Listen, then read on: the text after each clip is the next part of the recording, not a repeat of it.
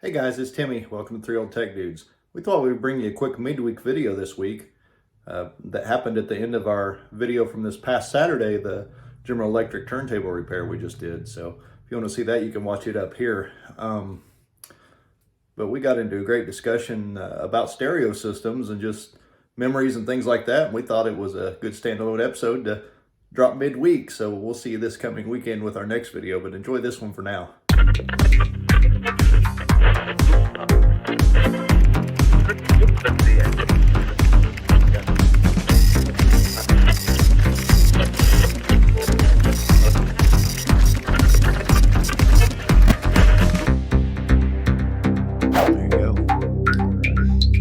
Pumps pretty good too. It sounds nice. Yeah, for what it is at age. It's like, that's pretty nice. I've decided that with my component system, I need better speakers because the ones that I'm using are 35 years old, and I'm worried about putting 250 watts to them. Blow them out. Well, okay, so you can replace the actual speakers. I could, yeah, but I kind of like these speakers too because they're also part of my childhood and go to a different. Sure. They go to a different stereo, right. which also still functions. Well, but I mean, you could like pull the actual components out and put new components. Right. in. I could. I just need to get a junk pair of, or like nice enclosures with junk speakers in them. Yeah. I'm still trying to find a set of Radio Shack Mach 1 or Mach 2s. Yeah, I've not seen any of those. I find them, and they are like Juno 6, Juno 60 costs. I mean, they're real money. Yeah. Unless you just find them in the wild one day and somebody's like $5. Well, that's actually the best luck you can have. Yeah. Like the time I went, a friend of mine was just at a yard sale. Well, actually, by the time, let's just look this way. The time that I was in the gym, you were at the yard sale over here. Mm-hmm. And you're like, dude, man, there's keyboards here. I think you ended up with a pretty neat thing in the end. That one. So. Which we need to do, because I've got that runs. We haven't done a keys video in a while. Yeah, that tone arm on that turntable was wrecked. Wow. Like I looked at the actual cartridge that the stylus goes in, and it had been scraped on the front corners because it had been writing on top of the vinyl because the geometry was so off. Oh, that's not good. That's it took me a bit. A little rough when you're kind of as you see in the video there. Yeah, because I was testing with a junky one I had, and it was like, why is this going every rotation? Of course, long play vinyl records are not necessarily flat. Most of them have a little wave to them, and every time that wave would come uphill, it would hit the front of that. And I finally figured out the previous stylus and mine as well at first was not riding on the rubber bumper that's supposed to be above it. There's not a lot of it's kind of weird the amount of weight that goes on one of those. But once I got that lined out, it played just fine, and I even was brave enough to put some of my new modern vinyl on it, and it did not damage it. So. Nice. But yeah, you can kind of tell it was meant to be a budget turntable. So well, it was. Right.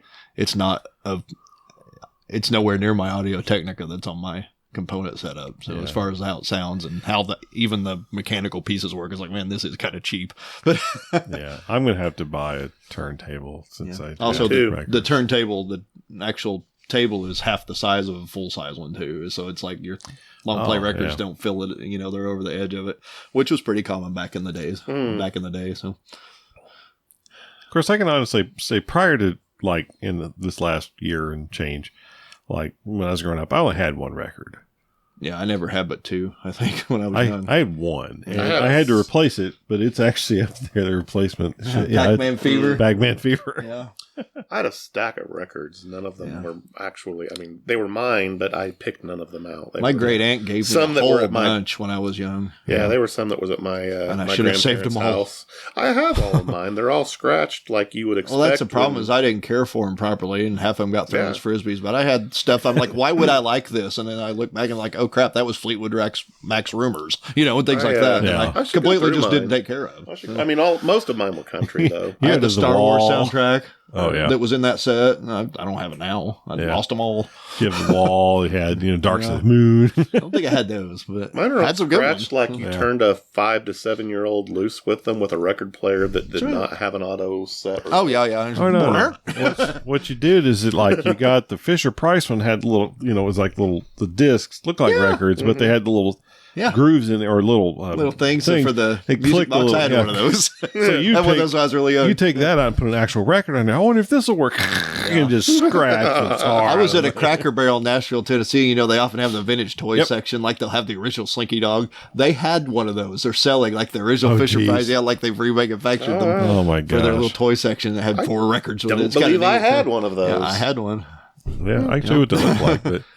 The little plastic records. I had different colors. I had the little telephone with the googly eyes. Oh, I had one of them too. Yeah. And the See and Say or whatever. Oh yeah. The farmer says. Yeah.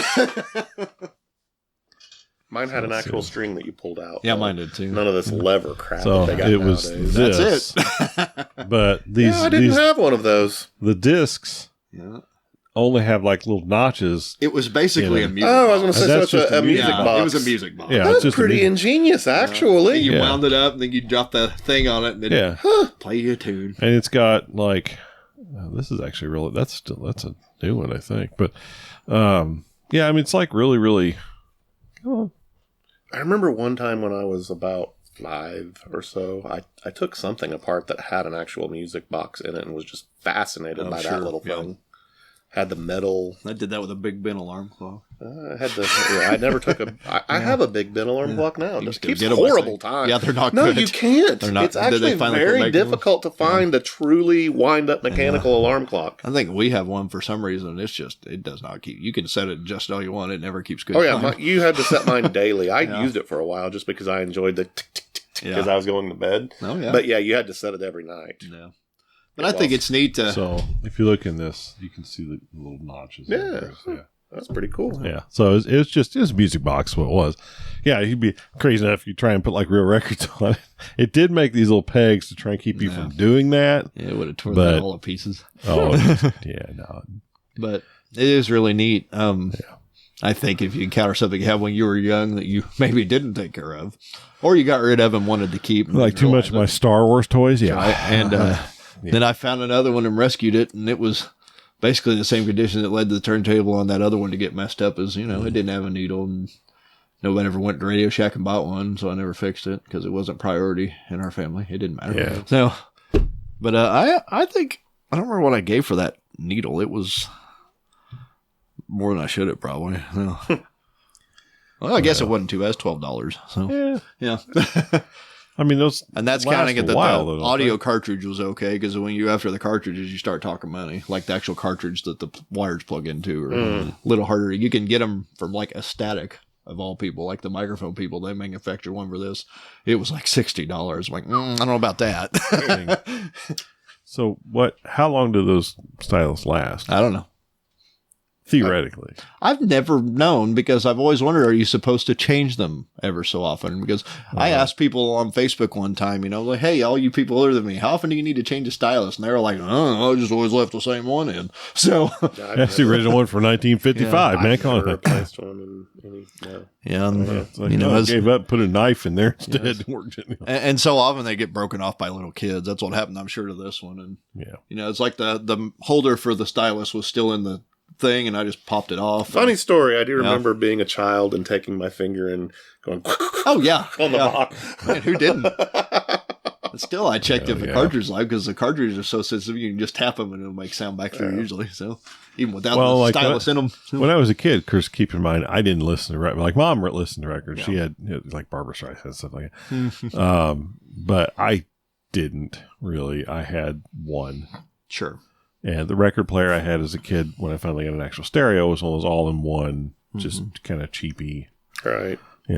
Sure, basic, cassette with, like dual tape deck. I mean, everything worked. It had a whopping 4-inch speakers in it, that let work. They were like big box, but these tiny speakers, they were really designed to like look cool, but no, they didn't make any great sound. Yeah, it sounded like bad headphones, but so, I mean, I play records on it occasionally, like that one, or maybe something else, but not often. But it's one of those things that I never really thought about. Hey, I wonder if I should replace the stylus, because one, I don't think actually you could on that. Probably not. And on Mom's, which was a fully automatic turntable, because you could hit the button, it would run out, and we could stack records on top of it. They don't make those now because I say they're so hard on the vinyl. Which I can makes see sense that to me. because it's spinning. Yeah, they drop and then spinning you on top of the drop. next record. Yeah. Yeah. So that GE that works on, but I'm not going to use it. Like it's a changer too, and I'm Yeah. My little not on any vinyl I care my about. console that's like that big has that still works. Yeah, because I'll bet, as far as I know of the current times, I'll have to look this up. I do not believe, since we're in a new era of vinyl, all the turntables I see are either belt drive or direct drive with just a regular pin in the middle. They're not changers. Yeah. Or you can stack them. So. And I mean, we did occasionally stack them, but every Christmas my grandma would do that. She had a big Zenith, and man, you put 4 or 5 of those old WT grade special Christmas records. They'd run a side of a long play record's only like 10 to 15 minutes. So yeah, if you're trying to do stuff, you're going to be changing them all the time. So it served a great purpose. Yeah, and the ones I don't remember how many would stack. Probably 5, 7, whatever it was. I really don't know. But Mom she had like a lot of Christmas ones, and would put those in there and have those playing. And it sounded good. Oh, they'd be fine. Even the stereo she had, which is funny, the speakers were physically smaller, but the actual component speakers in there, I think, were 8-inch. Oh, nice. So they sounded better than the one I had from 20 years later. It was just kind of like, what was the point of this? But yeah. I should send y'all a sound sampling from one of the records from my youth. Click, click, pop, pop. It'll be startling to you, I bet. Yeah, I had plenty like that. I did have a John Denver that I did enjoy when I was a child. Oh, which one? I'm a bit of a fan. To be honest. Take Me Home Country Roads. Yeah, that's a good one. And that's rough. I like Rocky Mountain High, the whole album. I have that on vinyl. It's pretty easy to come by those at thrift stores. Right. Yeah. And often they're in very good shape. Well, the ones I had. Antique shops. Well, I sent you the last antique day I went to, and we had let's say we hit like 4 places. Yeah. And but I was sending like pictures and stuff that like some of the record stacks. Oh wow, there's thousands of records. I often will pull out the record in that situation to see if it's actually any good or not. Because a lot of times because I actually found the Beatles' "Let It Be" at thrift store Martinsville when we were all up there, and Justin was with me after we met Derek for Vice Grip Garage, and I would have bought it, but it was trashed. I mean, there were big scratches through it. I'm like, I'm not buying this, especially not for $10. You dropped that name like we had dinner with him or something. I shook the dude's hand and got my picture with him. I'm his best buddy now. There you go. That's right. And got an autograph. So we have to say sorry to Derek. So yeah, he'll never see this. Okay. Anyway, you say that, but he could. Probably not. He could, but yeah, probably not, as he would say. Yeah. Yeah, which is fine. So yeah, I'm trying to piece together a stereo system. I'm trying to piece together a Radio Shack stereo system because that's just me. But so I found bits, of course, some stuff that's over here already, and they're really cheap too. I mean, you gave me that one piece. I bought the EQ for $20. Sure, yeah. The tape deck, which is sitting over there, I got for free. I need belts, which I do have. I just haven't put them in there. Mine was cheap until I went and got impatient because I wanted the amplifier and I wanted it meow. Well, yeah. It's, I think there was a stereo culture once, and it's not really around anymore. Everybody had it it set up in really their house. isn't. I'm it was. Just go look at a Radio Shack catalog from the early 80s, and we're like half of it's just speakers. And I mean, they had 20 models of everything they sold. Yep. Oh, yeah. That's not even feasible now. Well, like places like Circuit City had entire sound rooms. Yeah. Where you could go for both home and car. Mm-hmm. Yeah. And they were separate rooms. Yeah, it was really something. So had doors that you could shut so you could just blast the kind of a bejesus shame. out of your I spent my whole childhood eardrums. wanting to build a stereo, and when I got old enough, the stuff to find it new was just not as... I built a Sony setup in 2014, and it was like the afterthought at Best Buy, where I bought the tuner and amp, which was combined, and a CD player I actually bought at the time. New. So I miss car audio being a thing. Oh, yeah. Man, I actually thoroughly enjoyed that through my youth. I think there Pioneer probably Super Tuner is some of that. Right.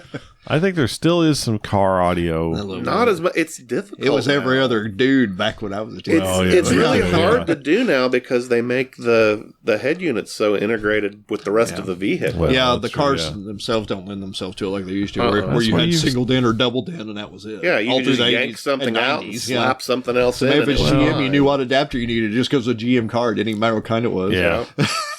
Well, that's where you guys start buying vehicles like Derek. Yeah, Well, because that's true. But your '90s Fords didn't even need a mounting kit. I still Most of have. them. They were the I still single-din have the units. things to pull the stock stereos out Oh, yeah, me for too. with the 2 pins. Yep, yeah. me too. Everybody's like, "How do you get them out like this?" Like, yeah, and it's That like Ranger. it's like Ranger a I have is a 3-second 99. operation. Yeah. That Ranger I have, somebody tried to get the stereo out in the past, and they didn't know how. Oh, Because the that's entire sad. bezel's like zip tied on. They drilled holes and zip tied it back on because they broke all the pegs out. I'm like, all you needed was this tool. You Yeah. stick them in, you pull them out like that, you the don't even stereo's like have right to, out. The bezel doesn't even come off. It Not doesn't come even a in play. bolt in it. Yeah. Oh, jeez. Yeah. Duct tape holds that together well. Yeah. And it's Poverty chrome. If you're in a pinch, Handyman secret if weapon. you're in a my pinch, you can take some clothes hanger, and I suppose I never tried it. I have. I lost one once and went to Walmart and bought them, so I had like a set of 3 of them. It's kind of pointless. That's funny. You only need 2. Yeah. Oh.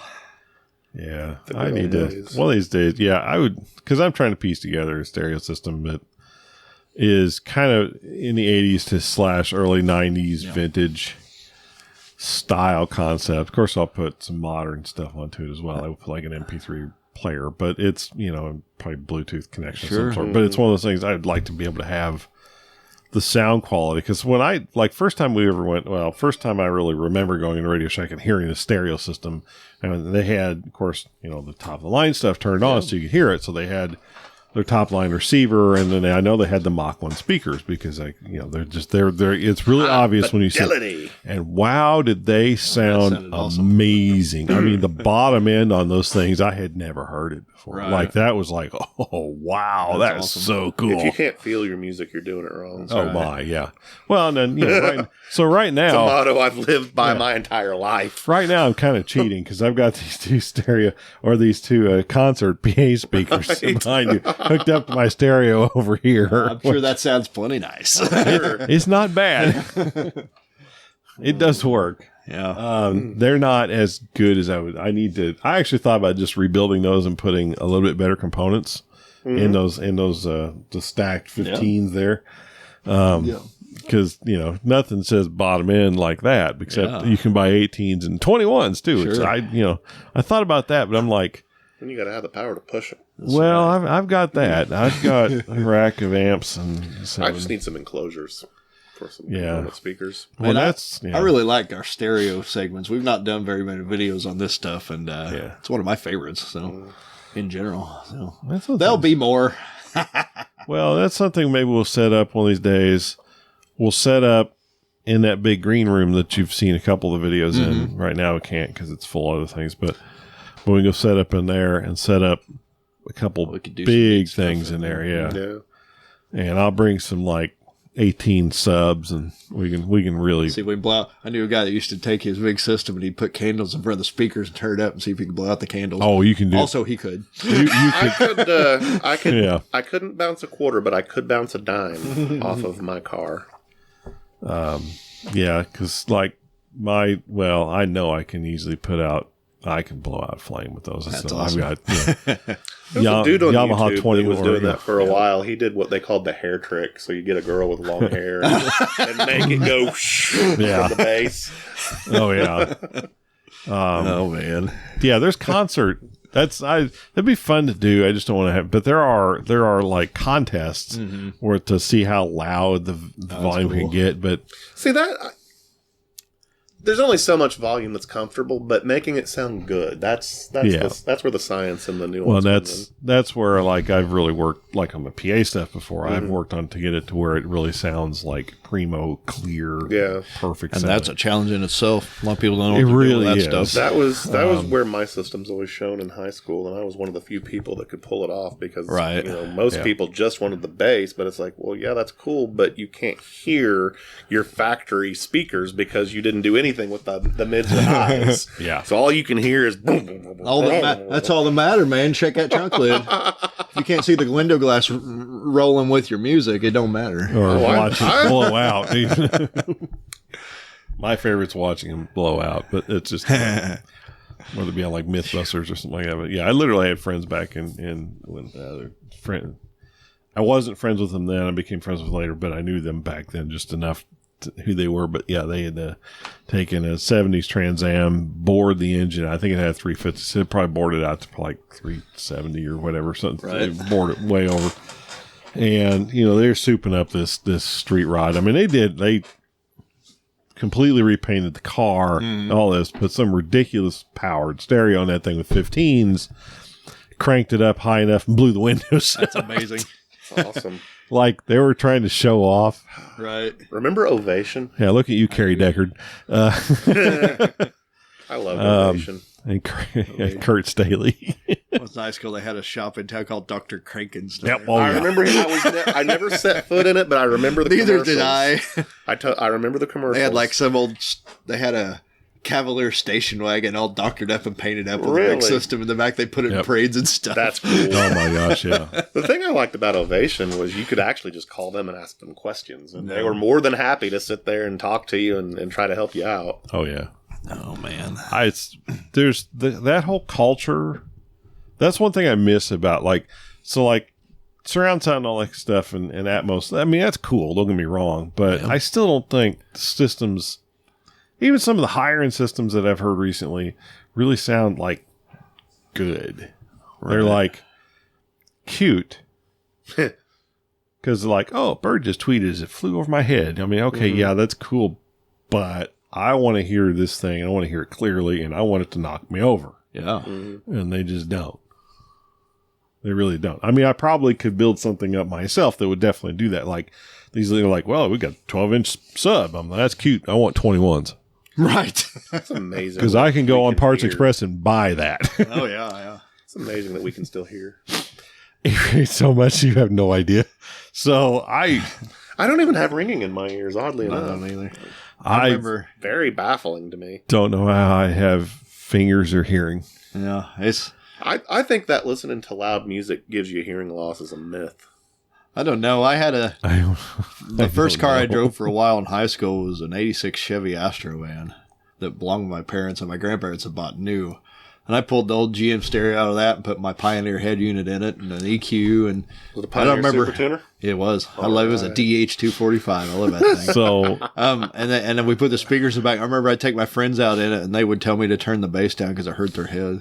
But I remember actually driving down the road and listening to that so loud that I actually worried about my hearing and turned it down. Like I was afraid I was going to hurt myself. Yeah. It was awesome. I remember commenting because there were times after we were done, jamming out or whatever, you'd hear a ringing. Oh yeah. Oh, like, phew, I wonder if this is going to be permanent. So maybe how am I going to feel in 50 years? Yeah. I'm fine. So many concerts. We ran. So the KFC hall is in town. Yeah. Nice club style. Okay, so we used to do concerts in that. And we're talking, it's a room that's, maybe 50 by 70 or something like that. Exactly. It's not huge. And we'd be putting thousands of watts into that room. Yeah. just tons of power into that. As much as you could squeeze out of outlets back in the days. Right. So we racks of 800 watt amps because you're looking to buy them because some people had like a little bit more money and BPM 1.5, 1200 watt amps. But yeah, there's one, is it Tipton Sound? No, it was, some guy brought in a community PA system, community brand, and they were like 18, so he had like 4 subs in there. Wow. 4 18s pushing probably about 7,000 in that room. It was that's awesome. Freaking loud. It was great. Yeah, it's really fun because it's the first time I'd ever seen a few of the Techno. It's actually the first time I saw a Yamaha SPX90 digital reverb. Oh, neat. And the guy had 2 of them on a rack, and I was like, that sounds so good. That's awesome. Audio comes with its own smell, too. Oh, this was cigarette smoke. There's speaker smell, and there's it's still okay, and then there's, maybe we should turn that down smell. Yeah, that's on fire. Is that? And you learn to recognize these smells too. Yeah. Well, I've watched speakers catch fire. I've never caught anything on fire, but concerts we have. I have. Oh yeah. Man, that's good stuff. I have cried sad tears before over a speaker. It doesn't make noise anymore. I blew the cone off a speaker before. That's good discussion. Indeed. It really is. That's something we need to do. That's so good. I'm going to skip echoes because I won't cut any of it. All right then. Yeah. Oh. So you have to look for an upcoming segment or an upcoming episode in the next 6 months or way longer than we want. Eventually. On actually setting up a vintage style stereo and what really can it do. That is a great idea. Mm-hmm. We probably own. I will watch that because I've got this one here already. I actually have another amp. I think it's in there. You got lots of I got amps. a couple of things. There's stereo amps. So there's a stereo in here, a stereo one in there. That's Panasonic. This is the Radio Shack, and then I've got what else I got bits and pieces here now. But we'll compare that, and I'll actually hook up. We'll do a stereo with PA equipment. Yes. Like I got Much Yamaha louder. 18 subs with. I've got like Behringers and some other things on the top of that. We can throw in some pretty heavy sure duty that's stuff. how I already this works. own this stuff. So this is because I've got, like I said, This seals that we're doing more stereo videos just because I like stereos. I like I like little turntables all the way up to the modern stuff.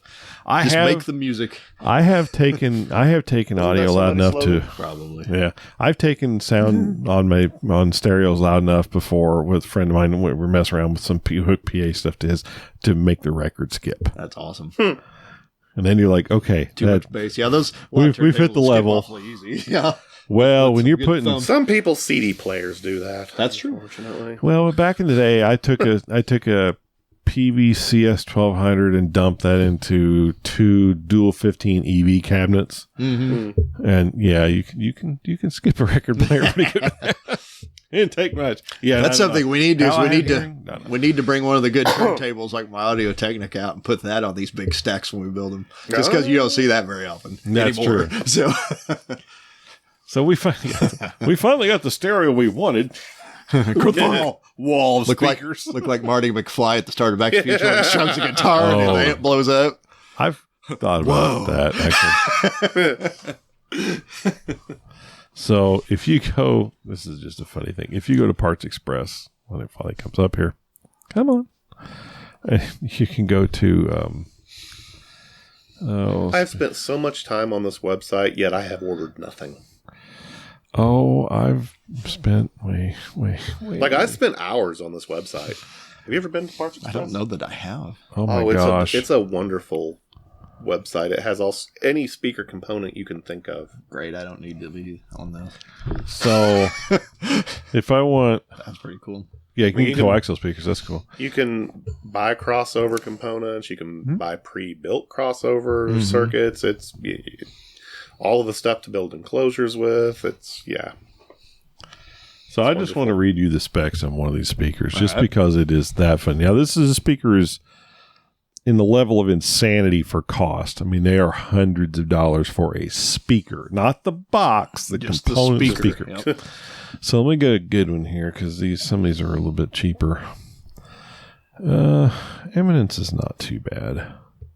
This is their tour grade subwoofer.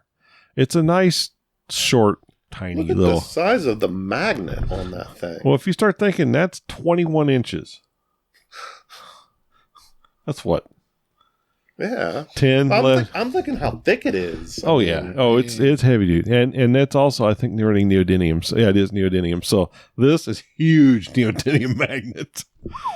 So it's got a 6-inch voice coil. Wow. It pumps out for RMS power, which is continuous output capacity, 2,500 watts. Bring it. How much is this going to cost us? Peaks out at 5,000 watts per speaker. Yeah. This is a mind-dropping $880 For the one speaker. for the one speaker. Man. But just the ridiculous power capacity of that thing is insane. There was another one there that looked pretty good too. This is Dayton Audio. They're usually pretty decent. Yeah, that thing's it's a high excursion, so it's really that's actually designed for more like home use with the foam. Mm-hmm.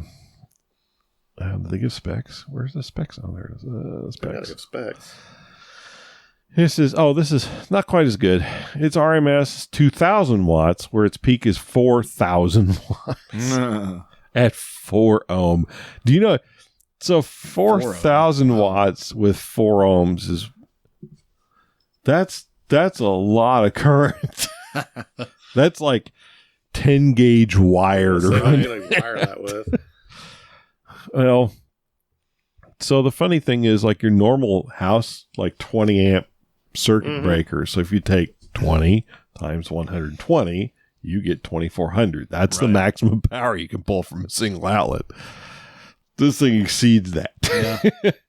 Yeah.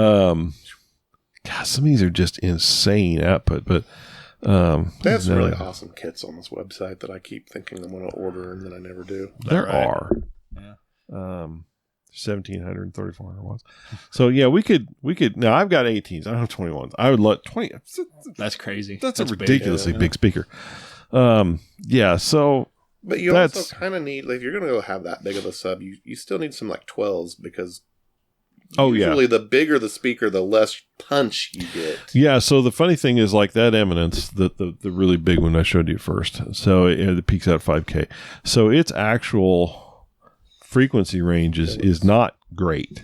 I would imagine that it wouldn't be. It's 25 hertz to 600 hertz. Yeah. So it's pretty narrow. Yeah. So you would need that to like 12s or 10s. Probably, you could probably get by with 10s if they were decent 10s. But that power level. So really, of course, 20, like if you had 5,000 watts in subs and 5,000 watts of tweeters, the tweeters would burn your ears out. Oh, yeah. So you obviously, your power gets less the higher the frequency because you just don't need it as much. But still, that's just like insane. Yeah, that's amazing. So Should we wrap this up, boys? we should. Yeah, this is a good discussion. I'm pretty happy how this one turned out, I think. We're going to show a lot of Video is you have going go to be on one their of those website where and you're going to be everything. scratching your head when you're trying to edit and post. No, it'll be all I'm not right. going to do this. We might have 2 episodes in, and I ain't decided yet. So, yeah. Well, hey, thanks for watching, guys. Be sure to like the video if you liked it, or even if you didn't, help a guy out, and subscribe to the channel if you haven't already. Hope you come back and watch each video release. Try to hit them weekly. You can find us on Facebook at 3 Old Tech Dudes, and on Twitter, and lots of different social media. Just search 3OTD or 3 Old Tech Dudes, and we'll pop right up. So, Make sure you leave a comment too. yeah. We do like them. They're fun to read. So, hey, till next time, I'm Timmy. I'm Justin. I'm Nathan. And this is 3 Old Tech Dudes. Thanks for hanging out with us here on 3 Old Tech Dudes. Please subscribe to us here on YouTube for more tech old and new, tinkering at the workbench, repairs, ham radio, electronics, computers, and more. Please like this video and share 3OTD with your friends to help us grow the channel. We tweet at 3 Old Tech Dudes 1 on Twitter, and you can keep up with us on Facebook. Just search for 3OTD and look for our logo. Thanks so much for watching.